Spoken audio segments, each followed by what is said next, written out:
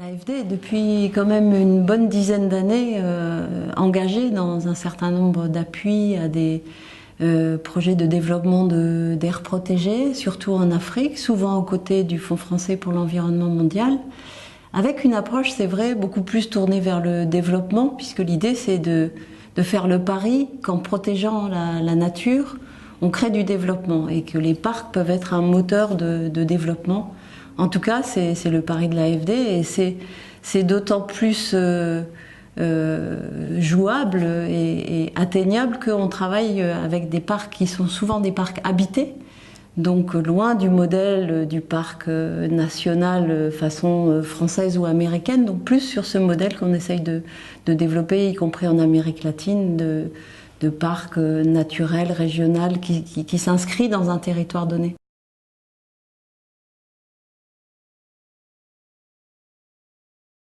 Moi-même, je suis dans le département qui travaille sur tout ce qui est évaluation de projet, avec évidemment une petite spécialité sur les questions de biodiversité et d'environnement. Et l'idée de l'évaluation, c'est pas seulement de la redevabilité, qui est déjà quelque chose d'important, mais c'est aussi de l'apprentissage, et de l'apprentissage pas seulement pour notre organisation, pas seulement pour ceux qui font les projets, mais entre les gens qui font des projets. Et pour nous, c'est très important cet échange d'expériences entre gestionnaires de parcs, entre acteurs d'un territoire à un autre territoire, sans presque passer par nous, même à la limite.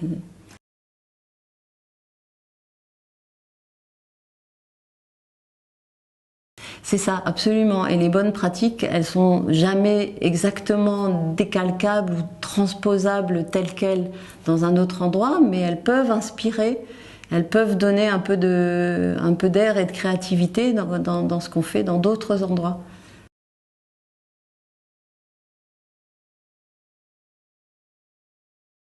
Oui, alors l'AFD, comme vous le savez, est aussi impliquée, engagée dans des appuis à travers des trust funds ou des fonds fiduciaires, des fonds d'appui à la conservation de la biodiversité. Ça peut être une forme nouvelle, un mécanisme un peu innovant.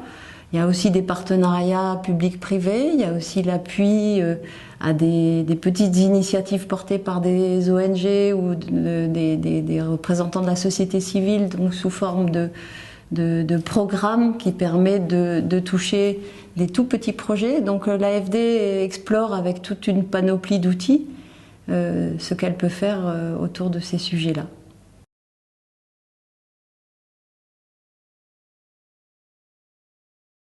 On apprend en marchant et qu'on apprend ensemble. On a invité une première fois et puis ça s'est refait ensuite des gestionnaires de parcs de tous les projets, de tous les pays avec lesquels on travaille en France.